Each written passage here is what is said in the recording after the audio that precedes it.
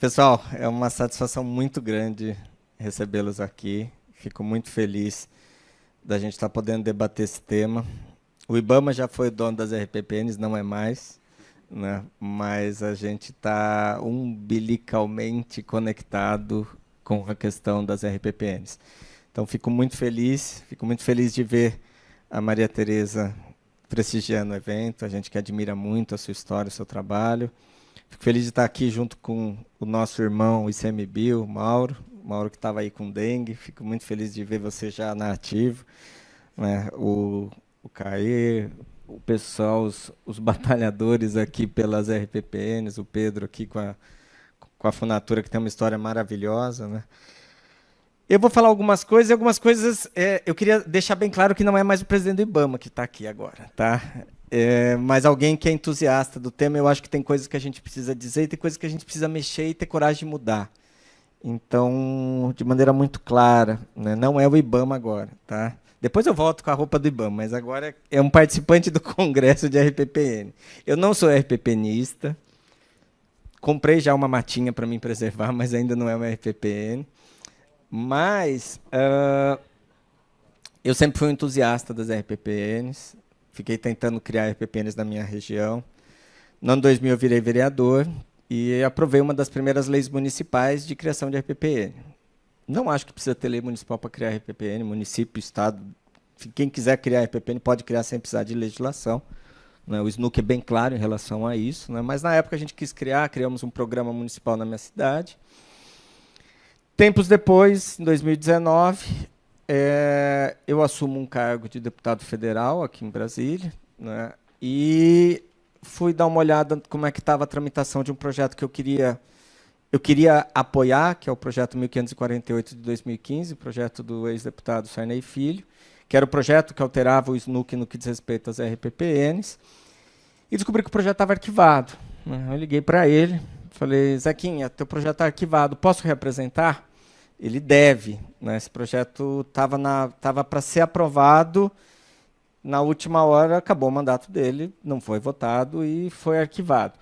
Agora já mudou a regra, os projetos continuam andando, né? Então, basta ter sido passado por uma comissão, ele continua tramitando, não vão mais para o arquivo. Aí eu apresentei o projeto 784 de 2019, fiz alguns ajustes. Alguns ajustes eu fiz a pedido de vocês, mesmo ajustes que eu não concordo. A maior parte dos RPPNistas que na época foram consultados entenderam que a RPPN tem que ser de proteção integral, que as restrições que existem hoje são de proteção integral. Eu já tenho uma visão que eu acho que tem que continuar como sustentável. Por quê? Porque a RPPN tem que ter um atrativo econômico. Todo RPPNista precisa do recurso da RPPN? Não. Mas tem gente que precisa. E a gente precisa ter uma flexibilidade maior dentro dos espaços das RPPNs. Então, esse é um ponto que eu acho que é muito importante. Nós tivemos o primeiro decreto em 1990, depois nós tivemos o segundo decreto em 96 e o último decreto em 2006. Mauro, nós precisamos rever esse decreto. Tá?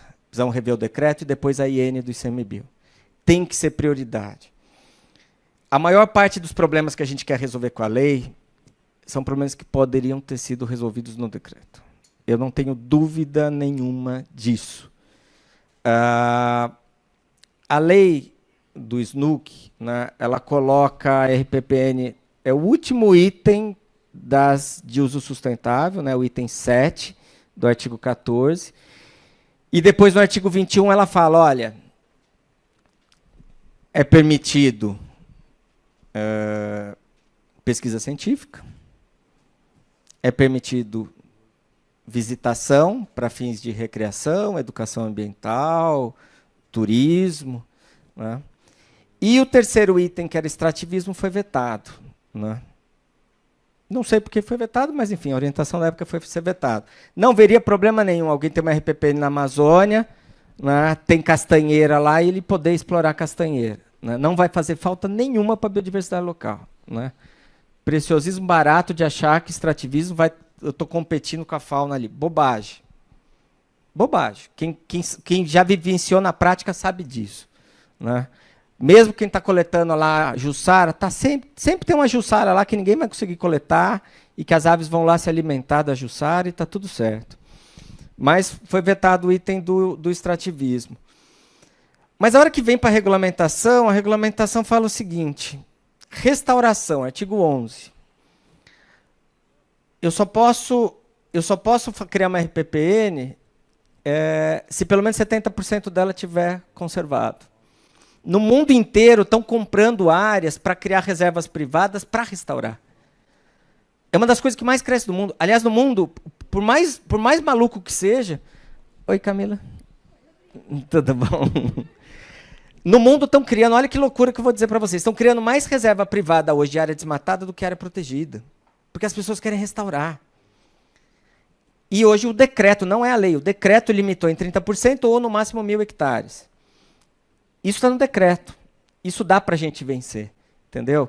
Que as pessoas comprem grandes áreas, em áreas estratégicas, vizinhas de parques nacionais, de parque estadual, vizinho de uma outra RPPN, para restauração. Não é? Mas esse é um ponto que a gente pode mexer no decreto, o artigo 11. O artigo 16 tem outra estupidez. Ele fala, não é permitido na RPPN qualquer atividade econômica. Para que isso? Todos os órgãos ambientais têm tolerado atividades econômicas compatíveis com os planos de manejo. Eu não tenho conhecimento de radicalismo, talvez de um ou outro fiscal, enfim, mas radicalismo extremo. Se a própria lei coloca ela de uso sustentável, então, em tese, poderia ter alguma atividade econômica. É uso sustentável. Se a própria RPBN fala que é permitido turismo, por que eu vou dizer num artigo 16 do decreto que não é permitido qualquer atividade econômica? Mesmo que depois ele faça lá a exceção, né? Desde que esteja no plano de manejo, desde que esteja no termo de compromisso, desde que esteja... Não faz sentido isso.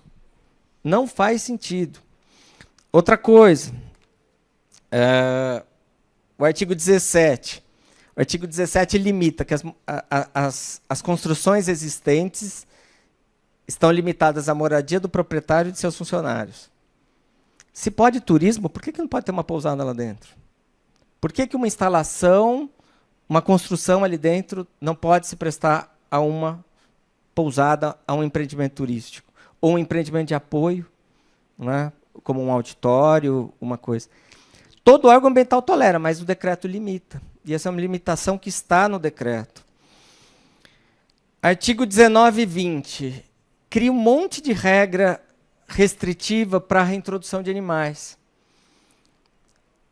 O IBAMA tem hoje 24 CETAs, centros de triagem de animais silvestres. Os estados têm mais vários outros. Nós precisamos de áreas de reintrodução desses animais. A gente tem cadastrado muitas RPPNs. E a gente agora está trabalhando protocolos de soltura para a gente ser mais assertivo, para a gente perder menos animais, para que, de fato, a conservação aconteça. E o decreto, de novo, criou um monte de regras. Só pode se for dentro de um projeto de conservação, de não sei o que lá, que a gente só vai conseguir para a espécie bandeira. Eu vou conseguir fazer um projeto de conservação para arara azul, mas não vou conseguir fazer para o coleirinha, para o trinca-ferro, para bichos que eu preciso levar para algum lugar. Eu preciso devolver esses bichos da natureza. E eu preciso levar para lugar seguro. Eu não posso simplesmente soltar em qualquer lugar aí que o gaioleiro vai no dia seguinte pegar esse bicho de novo.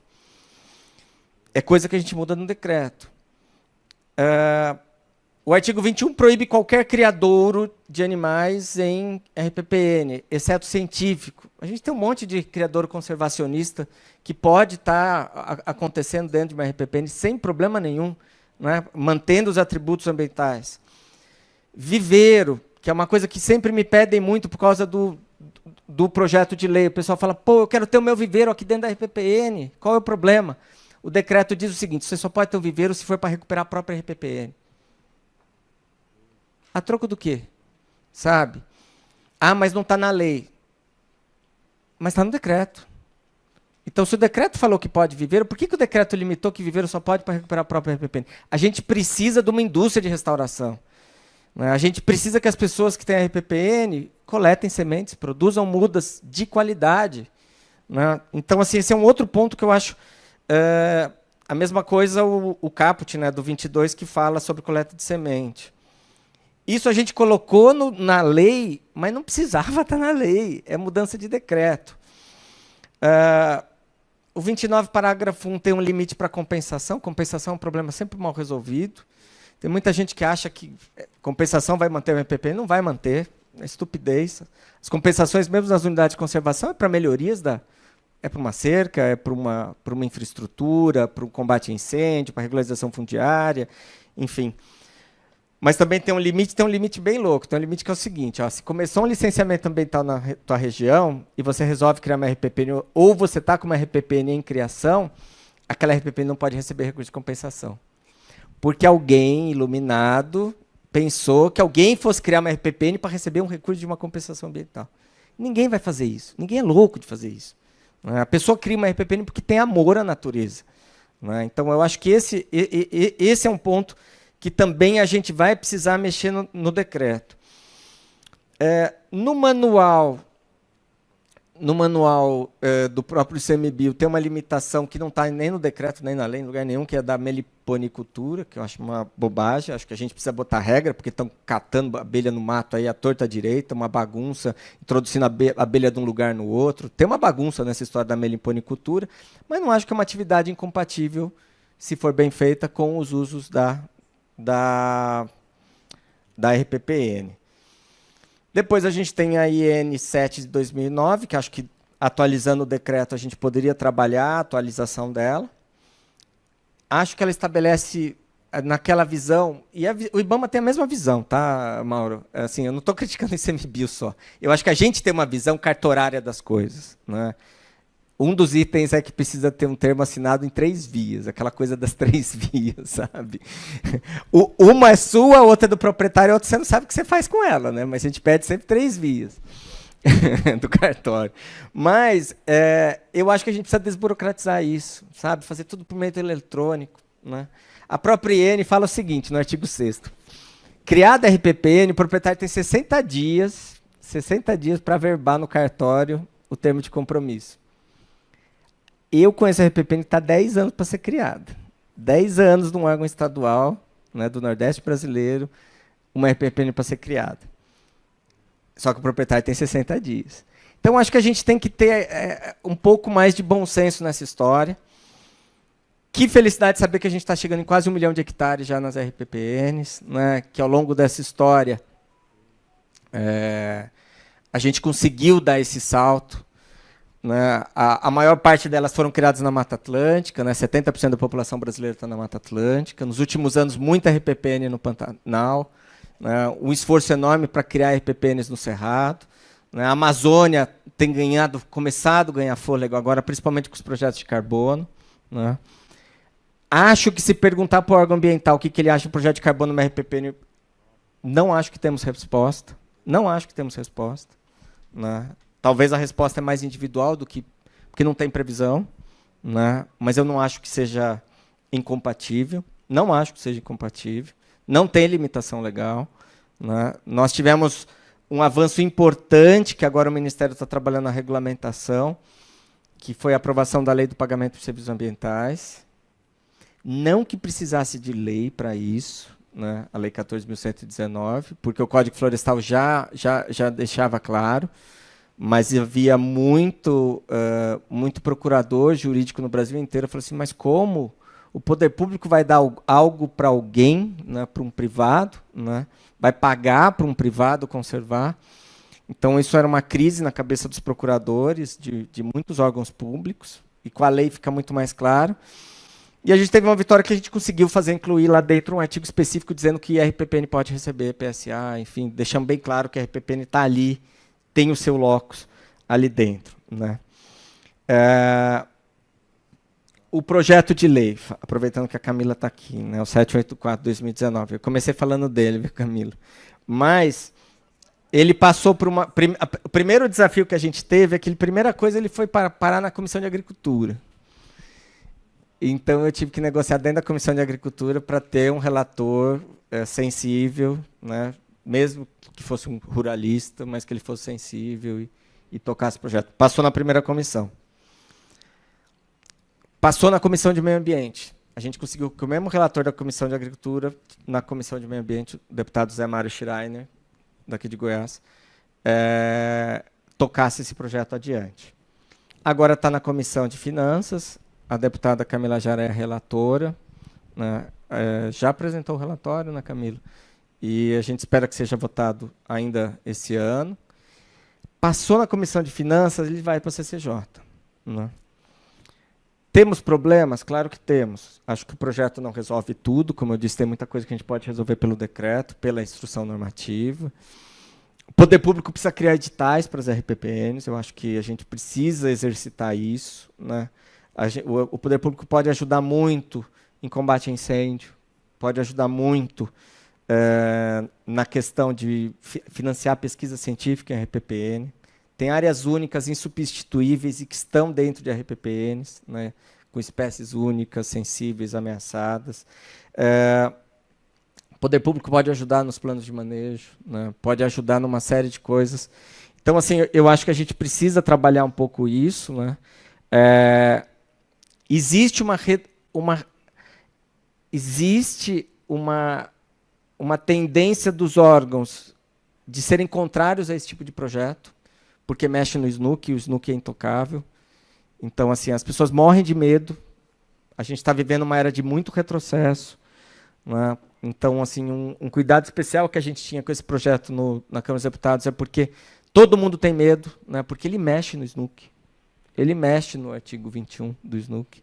E as pessoas morrem de medo, porque mexer no SNUC, a gente sabe o que pode ser. Né?